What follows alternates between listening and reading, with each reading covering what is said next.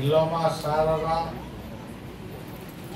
एवं कटकर अधिष्ठात्री देवी कटक चंडी गड़चंडी गड़गड़ेश्वर महादेव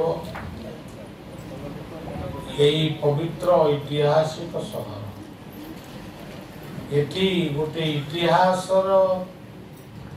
कथा को मूल्यांकन करा कौन सम्मानित कले से तो गोटे स्वतंत्र कथा किंतु ओडिशा रे लुप्त हो जाउथिबा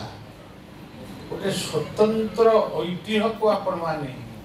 उज्जीवित कर रखी एथिपाई मो पाखरे तार किसी भाषा नहीं आपण मान को साधुवाद तेणु आपण माने महान व्यक्ति ये अनुष्ठान को यही भाई भाव आपण माने करंतु चली तो से गोटे आम जी तार जानी बहुत जगार से विषय मतामत मत मतांतर पुरी पंडित वीर हनुमान शास्त्री सहित मोर ये जुटी तत्व भी होता किंतु प्रकृत रे आम तीर्थोल एपाखर तीर्थोल से पाखर तांतोल यही जो नदी यही जो स्थान रहा यह निश्चित भाव में चेलीतोड़ बंदर बोली मत भारत पर्यटन को ये आसी सातटी बौद्ध स्तंभ देखी से सातटी बौद्ध स्तंभ रु दुईटी बौद्ध स्तंभ को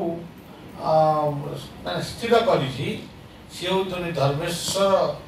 महादेव जो शिव मंदिर होती आउ गोटे बालुंकेश्वर महादेव से भाव चेलीतोल बंदर माने महिमा को व्यापक कहले आदि कवि शारदा 100 दुर्योधन 100 भाई गोटे महाभारत भी का ना केवल दुर्योधन दुशासन यही दुई जन का नाम प्राय थाए किंतु एकमात्र ओडिशार आदि कवि शारदा जगबंधु जगतसिंहपुर जिलार अविभक्त कटक जिलार एवं बुधा नदी कूल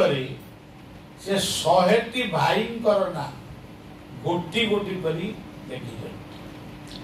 एभली दृष्टांत अन्य जगह मिले आउ बेले बेले कई केमती कहती से शूद्र मुनि शारदा से को हिसाब से कहती मुझे कहीपर नहीं किंतु प्रकृत से शूद्र से क्यों शूद्र से होउचंदी ओडिया जातिर सेवक शूद्र अछुआ शूद्र तेणु शारदासंकर महाभारत रे ओडिशार अनेक कथा लुचि रही तेरे आज जो माने जो बुद्धन्न व्यक्ति माने आज